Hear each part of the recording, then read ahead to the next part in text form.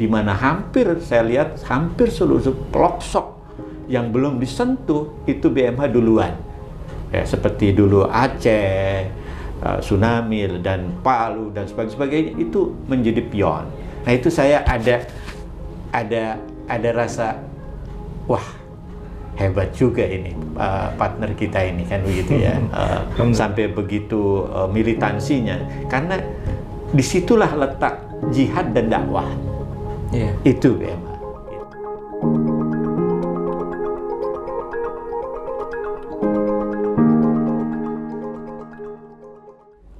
Assalamualaikum warahmatullahi wabarakatuh.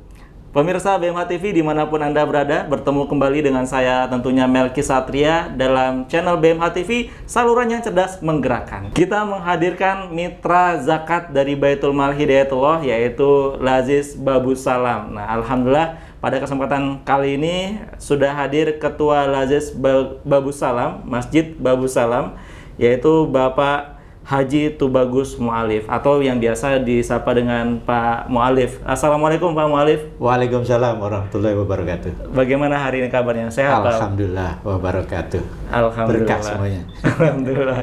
Ya Pak Mu'alif, ini kita silaturahim sudah cukup lama ya. Dari 3 tahun yang lalu saya sudah bertemu Pak Mu'alif ini. Insyaallah. Dan kita mengadakan acara bersama di Masjid Babus Salam karena hubungannya juga cukup dekat ya. Jadi ada beberapa program-program yang disinergikan bersama Masjid Babus Salam tentunya. Nah, Pak Mu'alif, kita ingin sharing-sharing kepada pemirsa BMH TV terkait dengan Babus Salam, Laziz Babus Salam. Ini boleh diceritakan Pak Mu'alif latar belakang dari berdirinya Laziz Babus Salam ini? Oke, insyaallah. Assalamualaikum warahmatullahi wabarakatuh. Kepada semua hadirin atau pemirsa yang ada, jadi sejarahnya adalah sebelumnya memang Laziz Babus Salam sudah ada, tapi setelah saya aktif di Masjid Babus Salam, saya kebetulan seorang pengusaha sehari-hari ya, ingin menggerakkan bagaimana ketakwaan sosial ini kita gerakkan dengan baik ya. Tapi saya tidak mempunyai keahlian dari segi membuat program ya karena saya bergelut di bidang bisnis. Tentunya social planner ini agak berbeda dengan business planner ya. Handlingnya agak berbeda.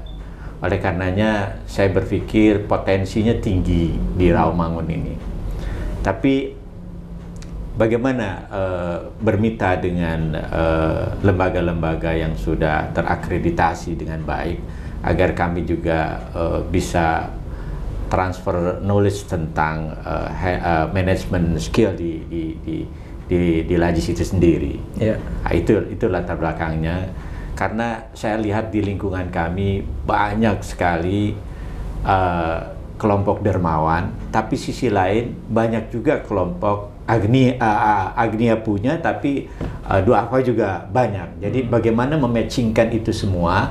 Nah, kita inilah yang lembaga yang harus bisa dipercaya oleh kelompok dermawan tentunya. Itu mungkin latar belakangnya. Oke, berarti berawal dari tergeraknya karena lingkungannya yang memang banyak orang dermawan, tapi banyak juga orang yang layak untuk menerima manfaat. Makanya perlu dikelola dengan baik nih Pak ya. Nah, sekarang ini kan sudah banyak program-program juga tentunya di Laziz ini, dan saya tadi sholat di Masjid Babus Salam sudah ada koperasinya gitu ya. Nah, boleh diceritakan nggak Pak, apa saja kegiatan-kegiatan, program-program kebaikan yang dari Laziz Babus Salam ini lakukan selama ini? Alhamdulillah wa syukurillah, sejak tahun kita menggerakkan Laziz ini dari tahun 2013, lalu bekerja sama dengan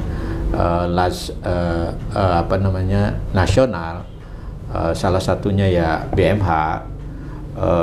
Banyak program-program yang sudah terlaksana, terutama wabil khusus suka cerdas ya, juga suka duafa, suka sehat, suka dai. Suka cerdas adalah sampai sekarang itu kurang lebih membiayai kelompok marginal atau duafa kurang lebih 100 siswa sampai ke perguruan tinggi.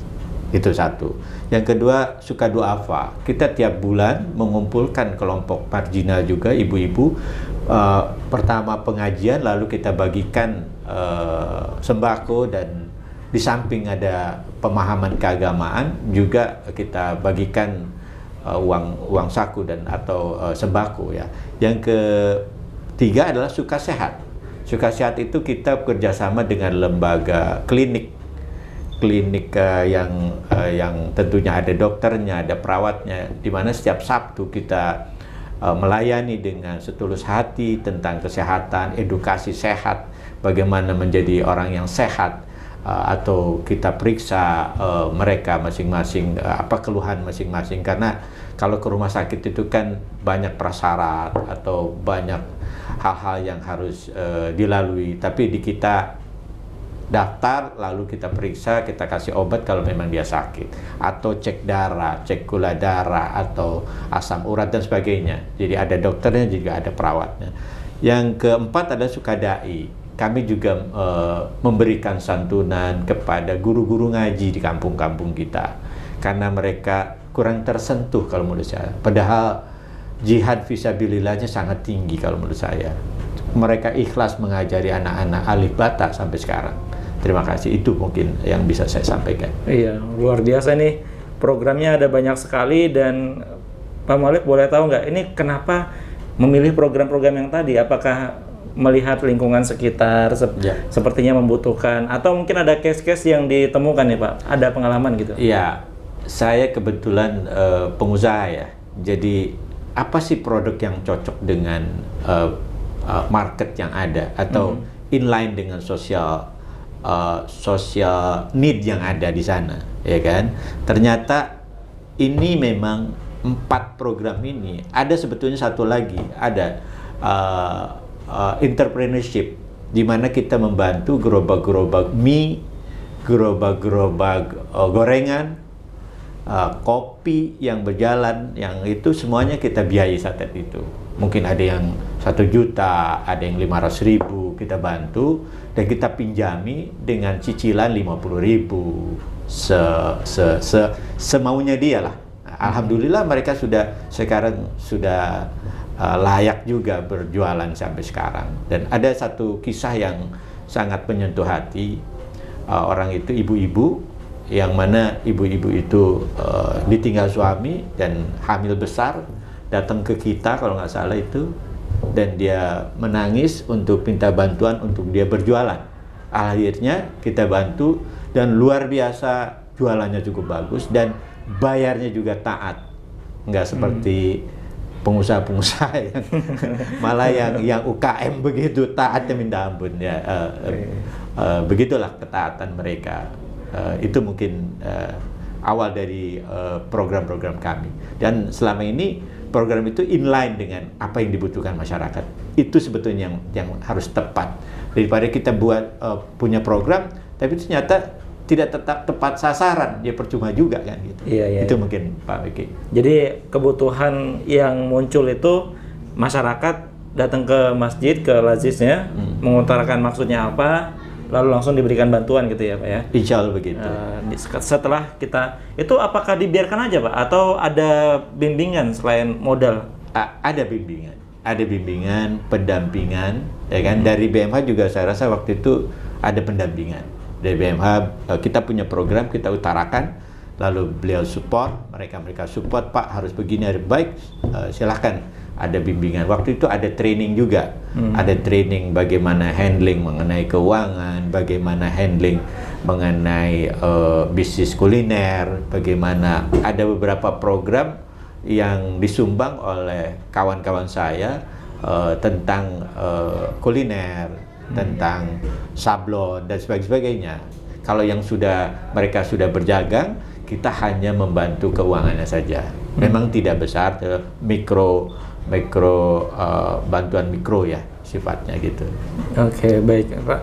Nah, di BMH sendiri kan memang juga beberapa ada yang concern juga untuk program-programnya Pak. Seperti yang pendidikan, kita memberikan beasiswa bukan hanya yang di sini tapi juga di pedalaman, itu banyak sekali yang membutuhkan. Nah, kalau di Rawamangun ini kan memang sudah kota dan juga maju gitu ya Pak ya. Dan tadi saya dengar ada 100 lebih anak-anak yang disantuni. Ini kondisi mereka seperti apa sebenarnya, Pak? Sebetulnya jangan salah nih, di gedung-gedung yang bagus itu ada juga yang kelompok marginal yang kurang tersentuh ya. Jadi saya concern di situ, jangan sampai mereka hopeless ya. Harapan untuk sekolah aja sulit. Sisi lain tetangga-tetangga mereka kata orang sekarang orang-orang gedongan. Tapi sisi lain samping kiri kanan kita juga kaum duafa. Itu yang sangat miris buat saya. Jadi sebagaimana Rasulullah ya, laqad ja'akum rasulun min anfusikum azizun alaih ma anittum harisun alaikum bil mu'minina raufur rahim. Di situ saya tersentuh. Bagaimana kita sebagai orang mukmin yang bisa raufur rahim. Dibentuklah ini dan insya Allah akan berjalan terus. Ya, mohon doanya semuanya. Mudah-mudahan ini akan menjadi wasilah amal baik kita dan juga ketakwaan sosial yang harus kita dengungkan.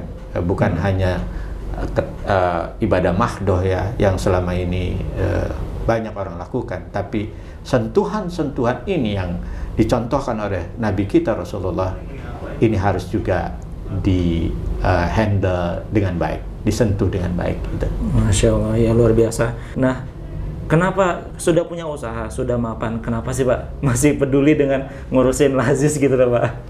Khairun nas anfa'uhum linnas. Iya. Jadilah orang yang mulia kan gitu katanya. Jadi saya rasa ini bentuk ketakwaan sosial.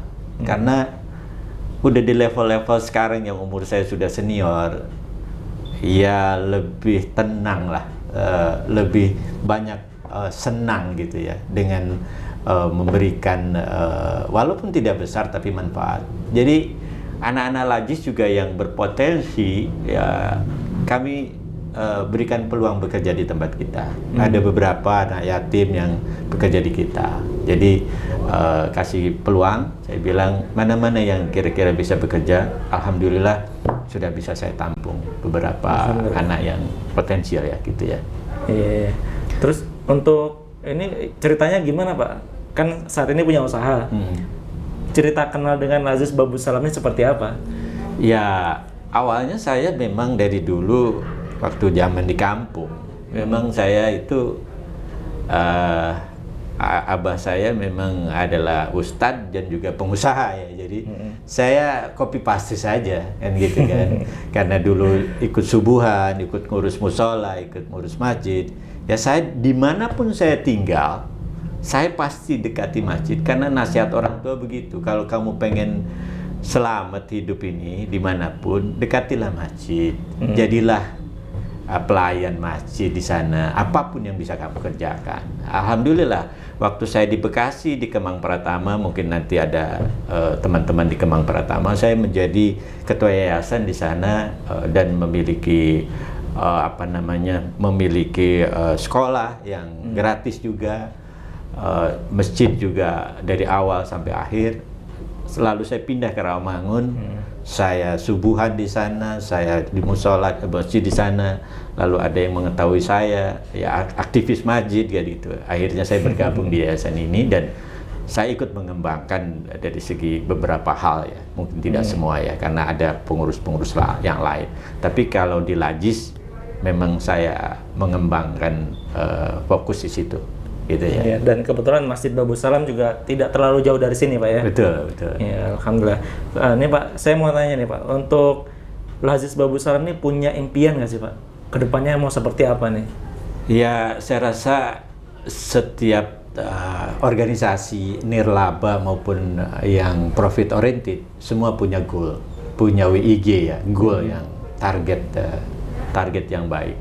Tentunya lebih banyak yang kita akan berikan bantuan ya, lebih baik lagi. Dan bukan hanya di situ, pendidikan sekarang ini kan sangat penting ya. Anak-anak yang ditampung oleh saya ini udah S1 semua, dari SMA, lalu dia tetap pembiayaannya di sana, dan kita juga sudah memberikan salary, mereka udah pada lulus dan prestasinya baik-baik semua. Ternyata manusia itu punya potensi untuk untuk maju.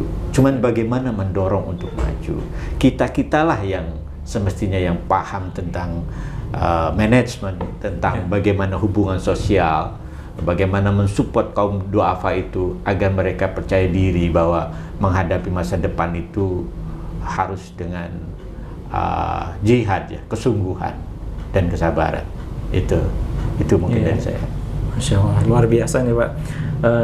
Ini terus kita sudah bermitra sudah cukup lama ya Pak ya? Ya. Sudah bertahun-tahun lamanya. Ini kenapa Pak bisa memilih BMH sebagai mitra dari penyalur zakatnya ini Pak? Ya, ini mudah-mudahan nggak salah dan tidak terlalu lebay. Ya, saya melihat BMH itu berangkat dari Kalimantan ya awalnya ya, mungkin pusatnya dulunya ya. Jadi dari orang kampung ke kota lah ya. Tapi yang saya juga sama orang kampung yang dari kampung ke kota. Biasanya orang-orang seperti ini militansinya tinggi, ya, girohnya tinggi, jihadnya tinggi, kesungguhannya tinggi, tingkat kesabarannya tinggi, nilai-nilai resiliensinya tinggi, daya lentingnya tinggi. Di situ saya lihat. Lalu saya lihat program-programnya luar biasa, menyentuh masyarakat yang paling ujung sekalipun. Itu akhirnya saya pikir wah ini nih mungkin kita bisa menjadi mitra. Jadi militansi itu yang saya cari gitu ya, karena yang tadi itu berangkat dari kedaerahan, lalu tetap istiqomah menyampaikan misi dakwahnya, lalu di samping misi dakwah Al-Quranul Karim itu disampaikan, tapi dia juga menyampaikan saluran-saluran ekonomi yang dibangun oleh mereka ya, oleh BMH, lalu membuat cabang-cabang sosial di daerah-daerah di mana saya lihat hampir seluruh pelosok yang belum disentuh itu BMH duluan. Ya, seperti dulu Aceh, Tsunami dan Palu dan sebagainya itu menjadi pion. Nah itu saya ada rasa wah hebat juga ini partner kita ini kan begitu ya, sampai begitu militansinya, karena disitulah letak jihad dan dakwah. Itu BMH, itu yang saya pilih. Masya Allah ya, memang itu salah satu misi dari BMH ya. Jadi beberapa cabang kita memang berada di pelosok-pelosok, malahan banyak yang di pelosoknya Pak. Jadi supaya ketika ada sesuatu yang membutuhkan, kita bisa langsung terjun ke sana. Kayak yang di Palu itu kan yang paling pertama terjun kan dari BMH, karena memang ambilnya berada di dekat situ, akses yang mudah dijangkau ya dari teman-teman yang di perwakilan itu. Jadi ini apresiasi juga untuk teman-teman yang mengabdi di pedalaman ya di daerah di sana, sehingga setiap bantuan yang masuk melalui kita, melalui Lazis Babus Salam juga tersalurkan sampai ke pedalaman gitu ya Pak ya. Dan ini Pak, terakhir nih Pak, mungkin kita juga waktu yang cukup sempit ya, closing statement Pak. Mungkin ada yang mau disampaikan seperti motivasi dalam berbagi atau ucapan terima kasih ya kepada teman-teman dari jamaah-jamaah di Masjid Babus Salam yang sudah berbagi melalui Lazis Babus Salam. Baik, terima kasih para dermawan yang mempercayakan donasinya ke Lazis Babus Salam, karena Babus Salam tidak sendiri, ada juga backup support yang kredibel yaitu BMH, di mana BMH sudah terakreditasi secara nasional dan saya rasa masuk OJK juga ya. Kalau BMH itu juga secara legally aman dan semuanya terakreditasi. Yang kedua juga kepada teman-teman di lapangan ya, lanjutkan perjuangan ini karena perlu kesungguhan atau jihad dan kesabaran. Walaupun kita menyampaikan beras atau kambing atau daging sebagainya, itu buat mereka, buat di lembah-lembah sana itu sangat berguna gitu. Sekali lagi mudah-mudahan Lazis Babus Salam juga dipercaya setiap tahun mengumpulkan dananya untuk kaum duafa yang program-programnya masih tetap berjalan, juga kepada BMH terus menggalang persatuan umat, di samping dakwahnya juga dakwah sosialnya harus kuat. Itu mungkin harapan kami, dan tetap berjuang kepada teman-teman di lapangan, terutama di pelosok-pelosok. Saya hanya mendoakan kalian tetap sehat dan tetap istiqomah. Amin ya rabbal alamin. Amin ya rabbal alamin. Baik Pak Mu'alif, terima kasih banyak Pak sudah meluangkan waktu di tengah kesibukan beliau dalam usahanya ya, luar biasa.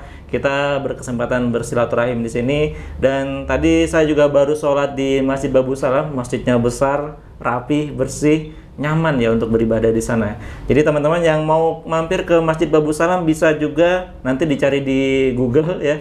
Masjid Babu Salam ini di daerah Jakarta Timur, Jalan Cipinang Baru Timur nomor 8, RT 1 RW 18 Cipinang, Kecamatan Pulau Gadung, Kota Jakarta Timur, daerah khusus Ibu Kota Jakarta. Atau cari di Google-nya Masjid Babu Salam Rawamangun, nanti ketemu tuh ya. Nah, teman-teman sekalian, silakan mampir ke masjidnya, beribadah di sana kalau lagi di sekitar daerah sini ya. Dan jangan lupa untuk like, komen, dan share, serta di subscribe channel ini. Dan Babu Salam juga punya channel, Pak? Punya. Babu Salam TV ya. Babu Salam TV. Nah, silakan mampir juga ke channel YouTube-nya. Insya Allah nanti ada kajian-kajian keislaman, juga bergabung di komunitasnya, sering mengadakan pengajian online juga. Insya Allah hari Minggu, Ahad pagi 6:30 saya kebetulan jadi hostnya, dan live siap Minggu. Kalau memang itu, mari kita sama-sama saksikan. Oke. Karena saya sering menyinggung masalah bisnis. Oh iya. Hostnya soalnya bisnismen. Menarik. Nanti boleh sambil bergabung di komunitasnya ya. Kita ikut kajian bareng di Masjid Babu Salam, baik yang online maupun offline ya. Baik, pemirsa BMH TV, kita sudahi bincang mulia kali ini. Sampai jumpa di bincang mulia berikutnya dengan tamu yang sangat luar biasa. Saya Melki Satria dan juga Pak Mu'alif pamit undur diri. Wabillahi taufik wal hidayah. Wassalamualaikum warahmatullahi wabarakatuh. Waalaikumsalam.